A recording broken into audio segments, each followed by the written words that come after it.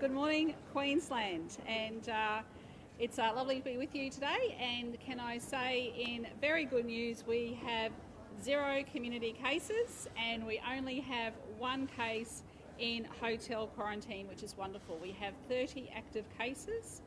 We've had 13,591 tests in the past 24 hours, and 20,447 vaccines were administered by Queensland Health yesterday, which is fantastic news. So 48.25% of eligible Queenslanders have had 1 dose, and 29.45% have had 2 doses.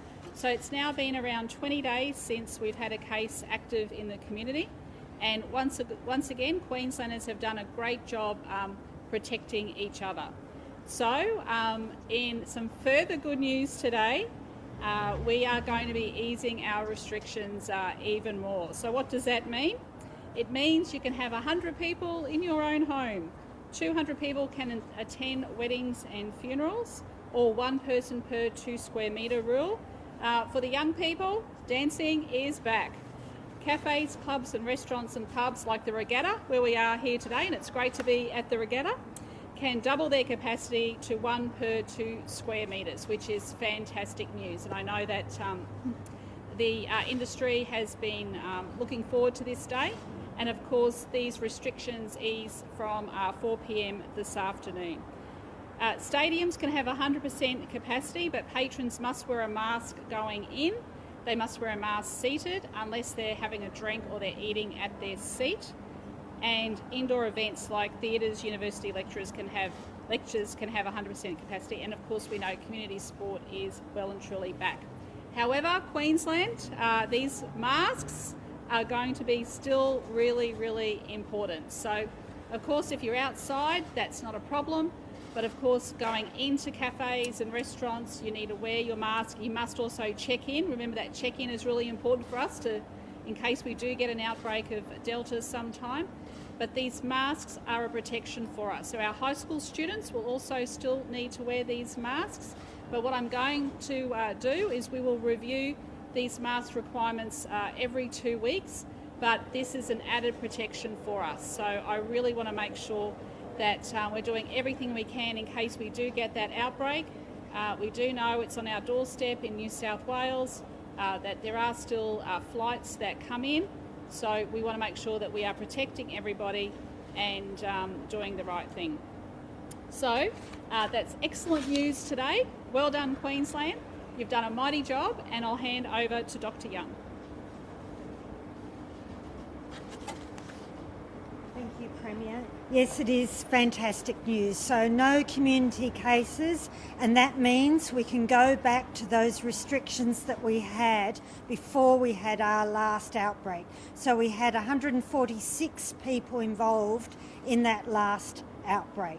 Going forward, though, because of what we are seeing going on in New South Wales, particularly very close to our border, it is important that we just maintain some restrictions. So the main one being masks, that if people could just continue to wear them how you've done so brilliantly over the last few weeks and even months. Just wear masks when you can't socially distance, particularly indoors. The risk is far less outdoors unless you're in very big numbers, which is why we're still asking people to wear masks in stadia.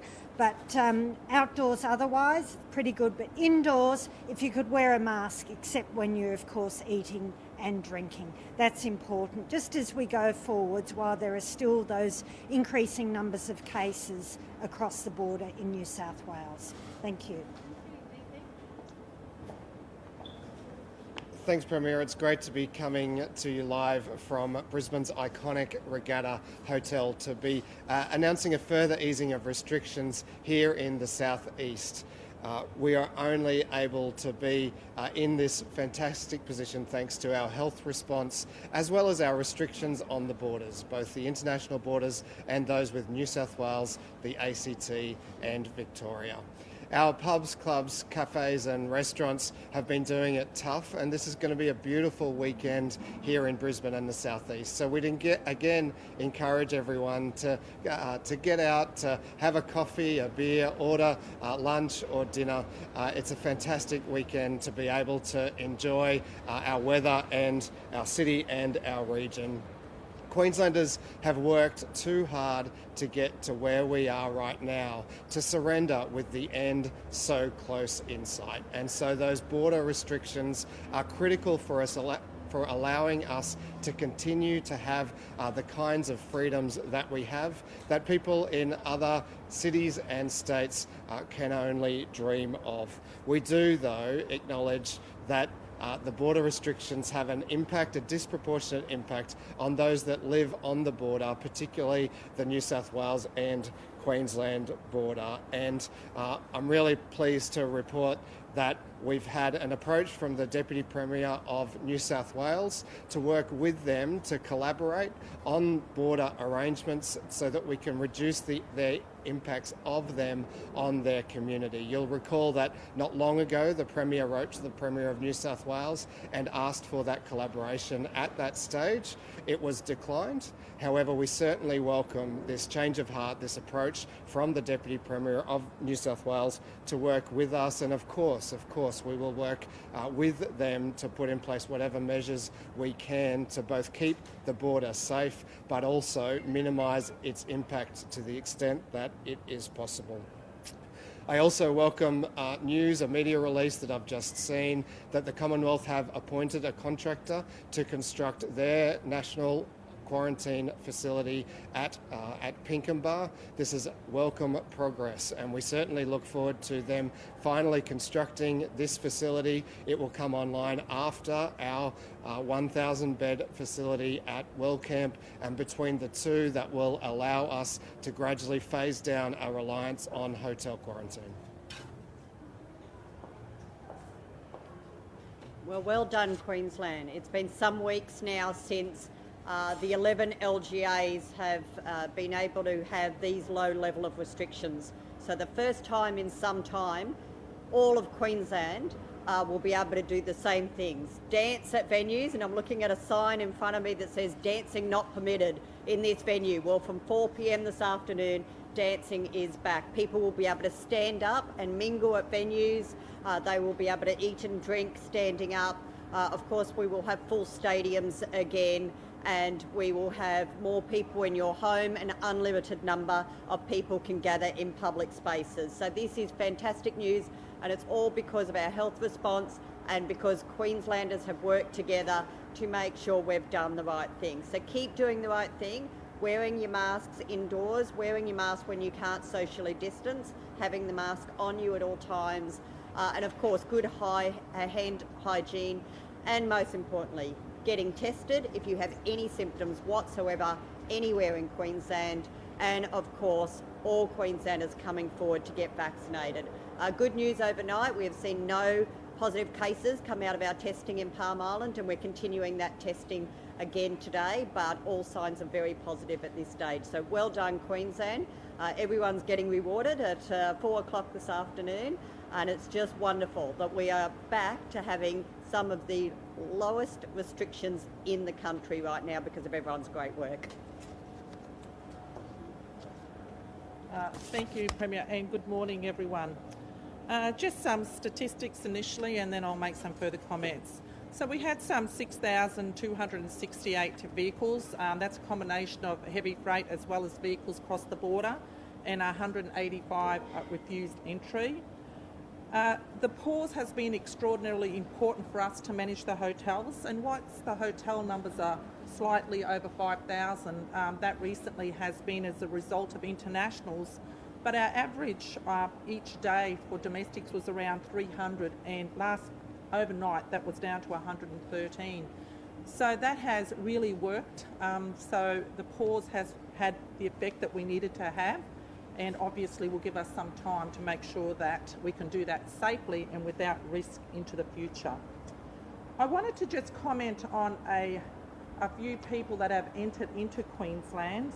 Some 12 people, 2 families and 4 individuals, who have entered obviously against the CHO's directive and without a border pass.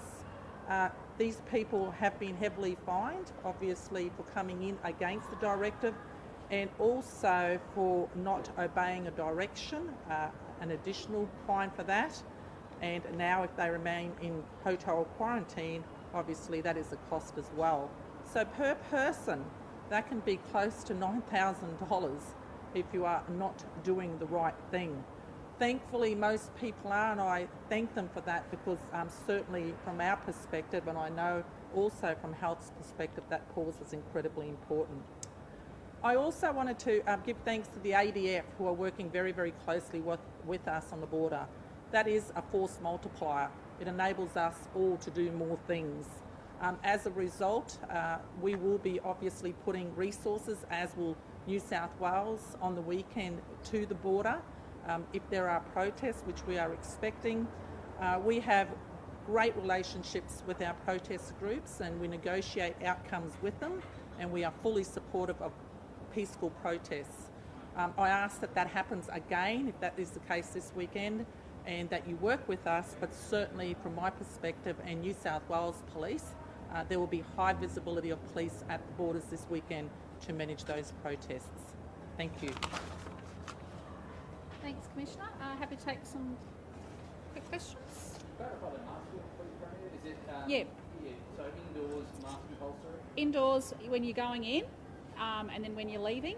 But if you're seated and you're eating and drinking, you're fine. Or if you're walking around with a glass, that's fine as well. Not in cinemas and stadiums, masks? Yes, yes, yes. Yeah.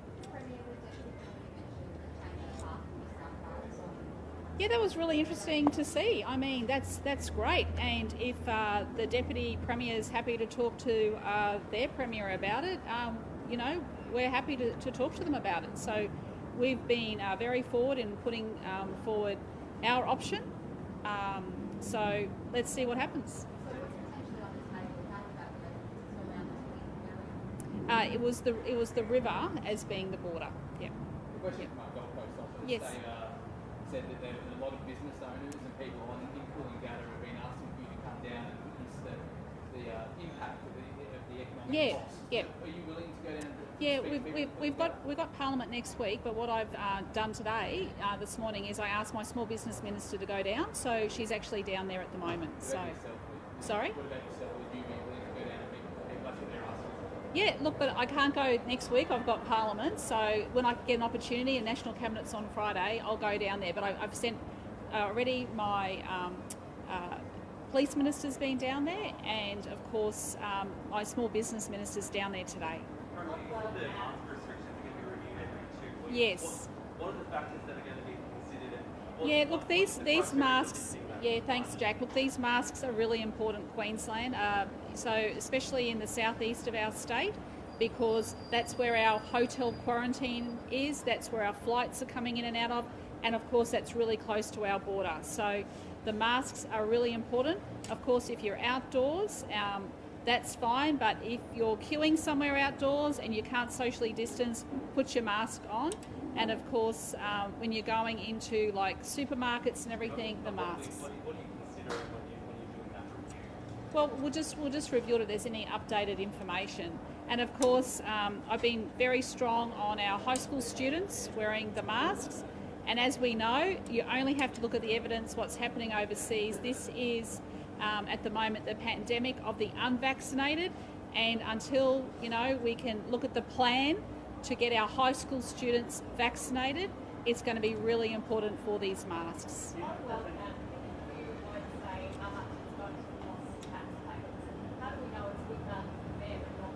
Well, I'll tell you now, it's cheaper than the Victorian model, it's probably cheaper than the Western Australian model, and it's probably going to be much cheaper than the Commonwealth Building, the Pinkenba model.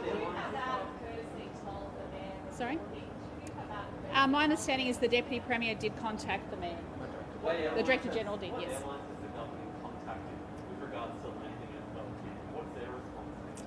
Well, we were up there yesterday, Jack. I'm sorry you couldn't make it, and Cathay Pacific had flown in there. So it is an international airport. Have you approached Qantas yet and other airlines about landing? Well, I don't personally have to approach them. I'm quite sure that charter flights are allowed to land into any international airport. And like I said yesterday, if you build it, they will come. The Prime Minister was quite dismissive of it yesterday and said you could have started this months ago. We did all the detailed planning, and if they agreed to it months ago, it would have been built by now. So anyway, we're getting on with the job. As a Queenslander, we're getting on with the job. And can I thank Queensland? The support out there has been overwhelming. It has been overwhelming about this regional quarantine facility. You've landed a line on the hotel quarantine facilities, and we paused hotel quarantine for 2 weeks. Do you consider yourself a Queenslander first or an Australian first? Both. I've answered that question before, Jack. I think you may have even asked it. I haven't. Well, someone else has. I consider myself both. I'm an Australian, I'm a Queenslander, I'm the Premier of Queensland.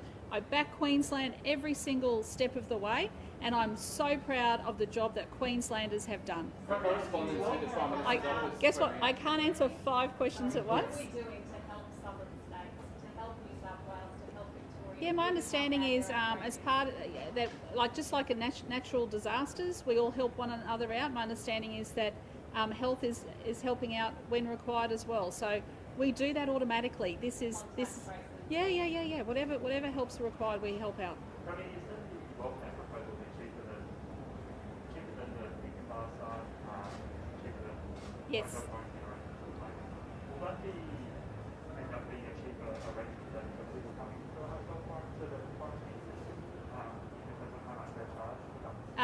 I think there's a standard rate. We'll get that for you. Correspondence with the Prime Minister's office, they outline a number of concerns such as they cannot direct airline companies to land in Toowoomba like they can at Howard Springs.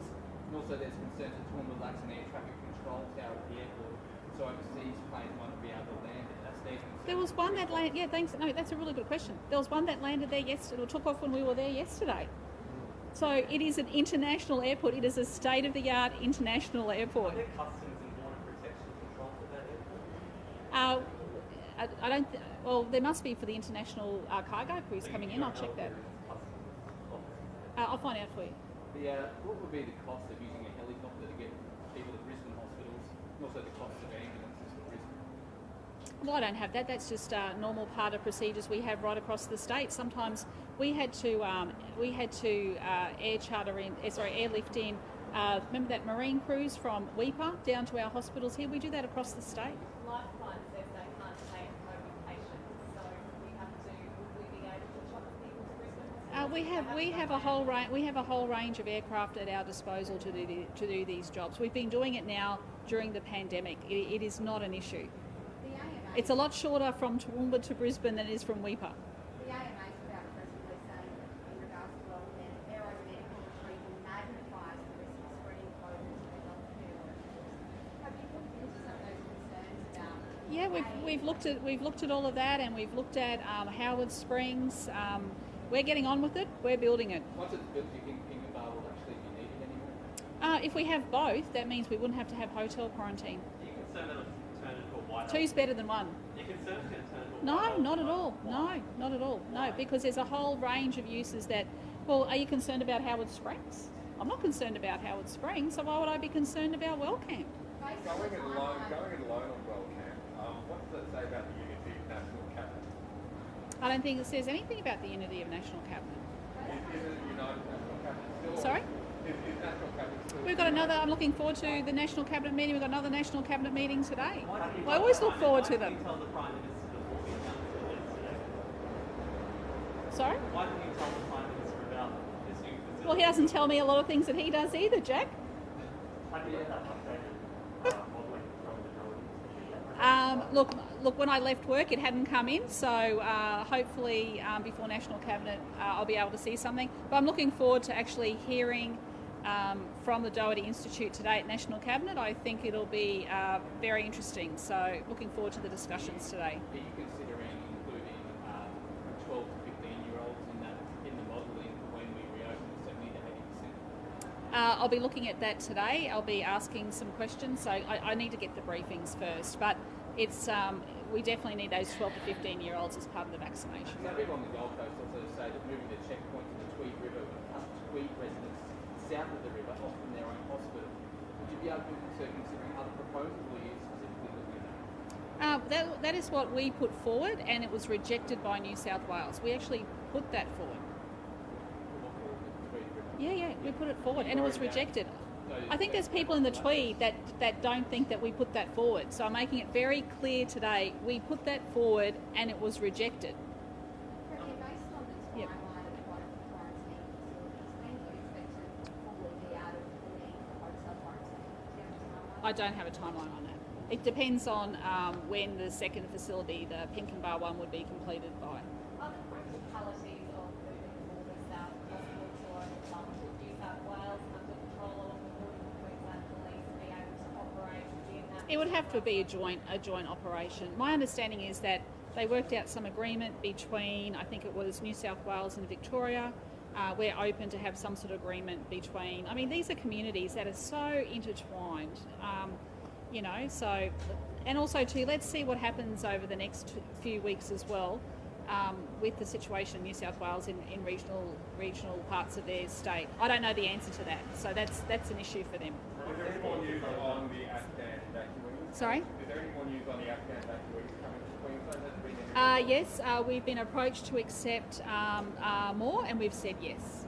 Can you give us more details? Look, I just have to double check if I can give further details. But any request that's come through from the Commonwealth about taking refugees from Afghanistan, I have said yes to those requests. Are we taking injured?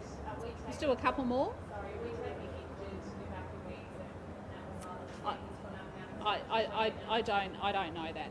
I don't know that. But our hospitals are available if there's any treatments that are needed. Premier, are there concerns that once this 2-week pause is over, that we're going to have a similar situation again, that we'll reach capacity again, and have to have another pause on that hotel quarantine system? Jack, I don't know the answer to that. So, I mean, we are going to look at the hotel capacity, and then people have to check in. So there will be a certain number of, thousands of beds available, and then people just have to book in. So once people have done the 2 weeks, they move out and other people move in. So it'll be like a rolling cycle. Yeah. Yeah, sure. Okay.